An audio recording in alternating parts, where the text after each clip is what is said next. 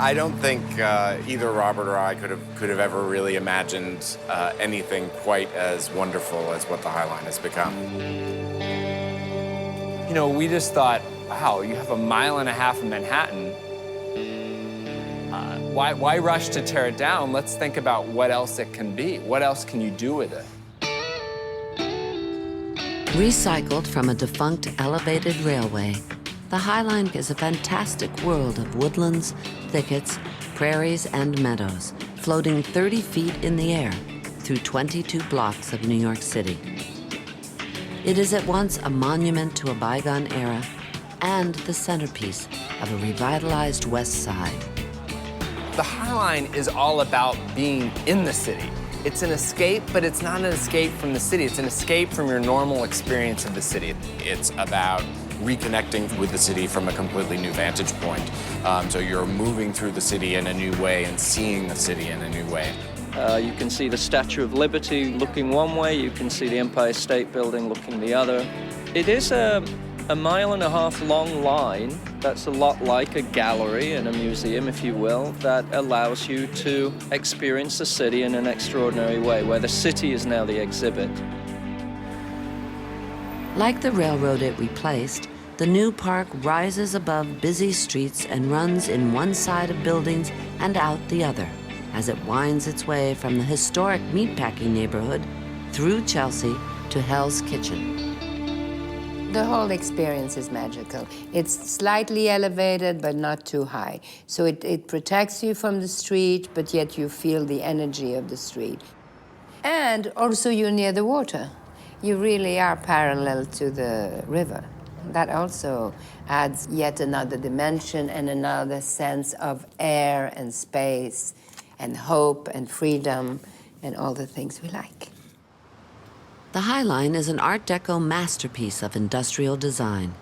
Massive, yet elegant, its style is defined by the geometric patterns of the guardrails wherever it bridges a street. The way the High Line is constructed, it's constructed out of layers of steel, and there are millions of rivets, hundreds of thousands of rivets. It was just an amazing piece of engineering and construction. After the last train ran in 1980, the High Line sat neglected for nearly 2 decades. Finally, it was slated for demolition.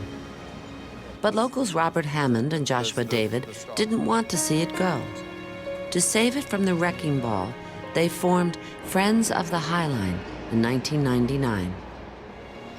We both fell in love with the High Line first viewing it from the street. We never saw what was on top of it. But then when I walked up here for the first time in the summer of '99, there was a mile and a half of wildflowers growing up. I mean, literally, we're having to wade through, you know, waist high were these white flowers that were blooming. And when that vista opened up, it was just this huge, incredibly beautiful piece of open space that's a block away from my house that has been here all the time that I've lived in New York, and I never even knew it was here. The High Line changed me the moment that I saw it. This incredible old piece of urban infrastructure had turned into a magical garden in the sky. And how brilliant of both Josh and Robert to get an incredible photographer to take pictures of what it looked like up there so that everybody could see that this was a magical place, a wild, dynamic landscape. When I went up on the High Line with Robert and Josh on that cold March morning, it didn't look like much at all. But I'd spent my whole artistic life following the seasons, and I knew that in a month or two it would bloom. CSX Transportation, the owner of the High Line, gave Joel Sternfeld permission to photograph on the railroad for a year. And in May, it was like being in a meadow in the Alps. And Memorial Day weekend, the city was empty. And I was alone on the High Line, photographing the Starrett Lehigh building. And I realized I'd rather be here than any place in the world. And this is that same spring. People look at this and they think that I've done something digitally, and I haven't. This is just how the High Line looked that year. You know, I said there wasn't a picture that was my favorite, but this is it. That little lavender purple color is so subtle, so delicate, and that touch of green there.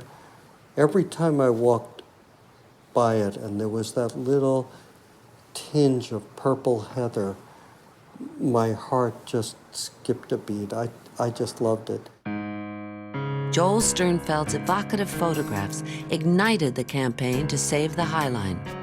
Joel's images were the images we always used when we were saying the High Line should be preserved, the High Line needs to be saved, don't tear the High Line down. In time, New Yorkers fell in love with Sternfeld's images of the wildscape growing on the derelict railway. My wife called me, she was in Chelsea, and she said, "You've got to come up here and see the High Line."